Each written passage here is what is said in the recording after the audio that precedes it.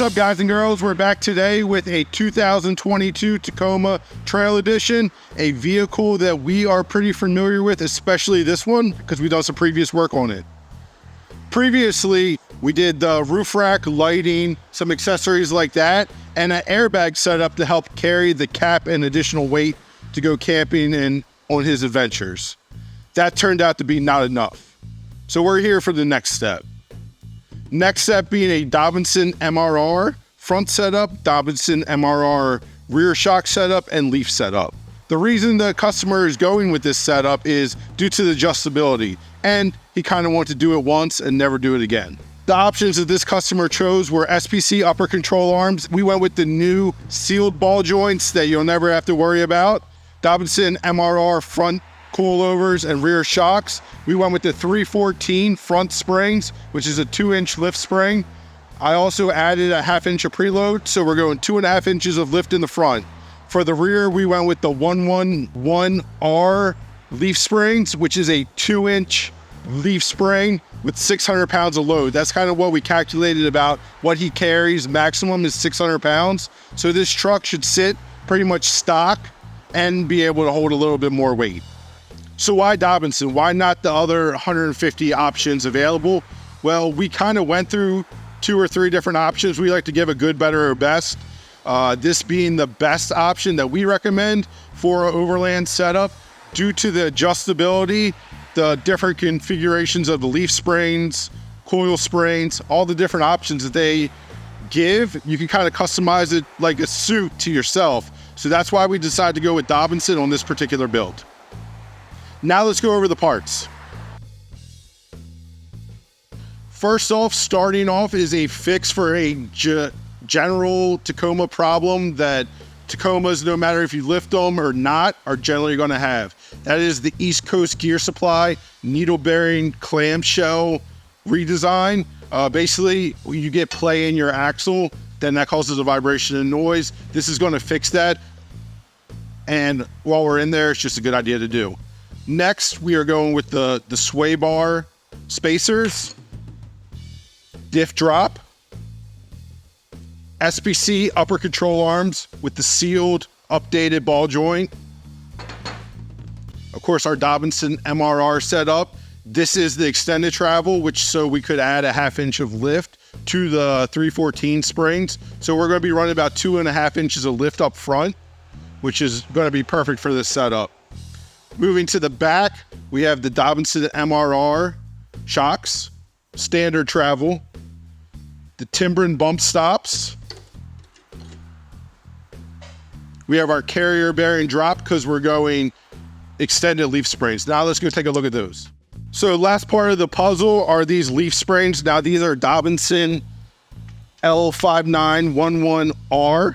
These are 2-inch lift springs. The good thing about that is they hold an additional 600 pounds of weight, and that's pretty much what we calculated, the max that he will carry with the tent, cap, and additional accessories. So this one should sit perfectly.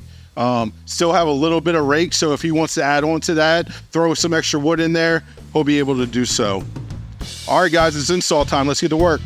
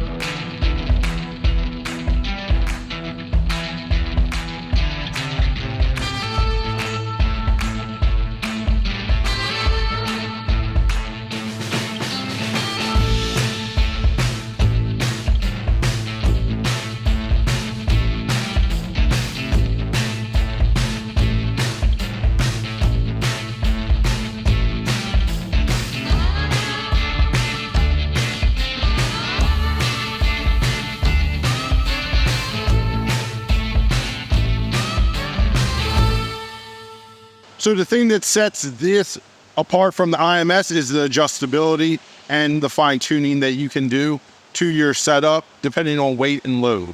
So Dobinson gives you this nifty little chart I'm referencing, and we're starting with the rear shock, and basically they give you a high-speed compression adjuster, a low-speed compression adjuster, and a rebound. So that's basically how quickly the shock comes out, how quickly it goes up at high speed and low speed. So let's go over how to adjust that off the truck and on the truck. So for the rear setup, this is the reservoir with the high speed and low speed. You want to turn those all the way out.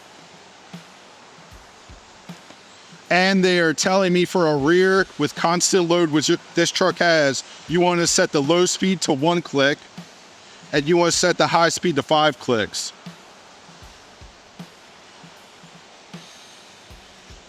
Now, this is a great starting point that they give you, but you can, of course, fine tune it from there.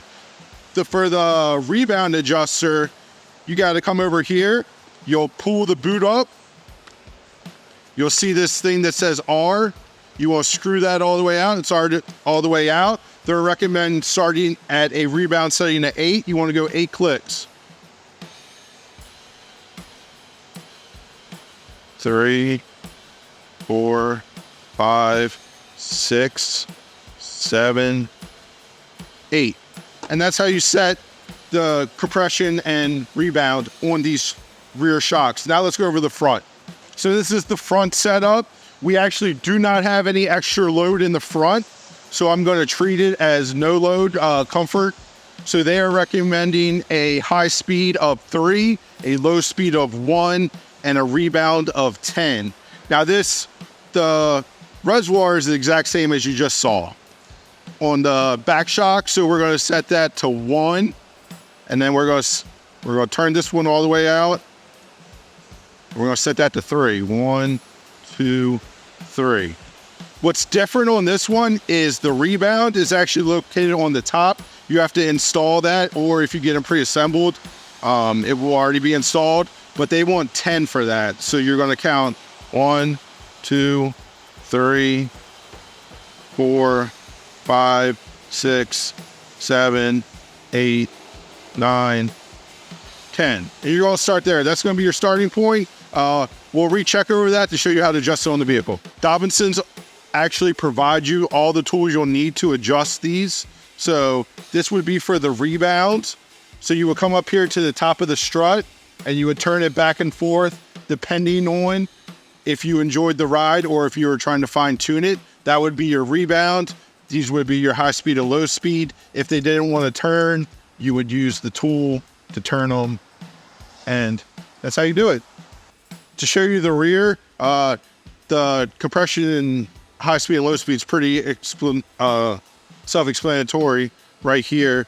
For the rebound, you're going to pull up your shock boot, and then you're going to use this side of the tool and turn it this way to adjust it. And now they do also have a cleaning guide to keeping these things clean.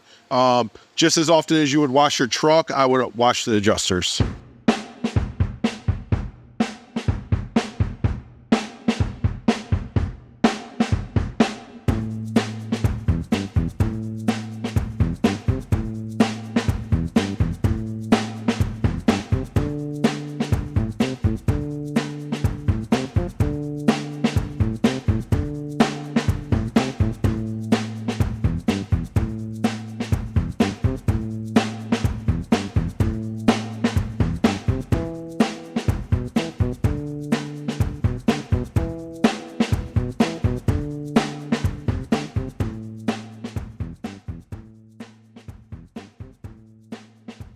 So this is the OE design. It's got all these little needle bearings in there. Basically, that's what the axle rolls on. And the more you lift, the more pressure gets put on those, and they kind of break up and cause a vibration. Now, the East Coast Gear Supply is just a sleeve. So it just lets it's a perfectly machined sleeve that lets the axle roll on this instead, and you can't cause a vibration with it.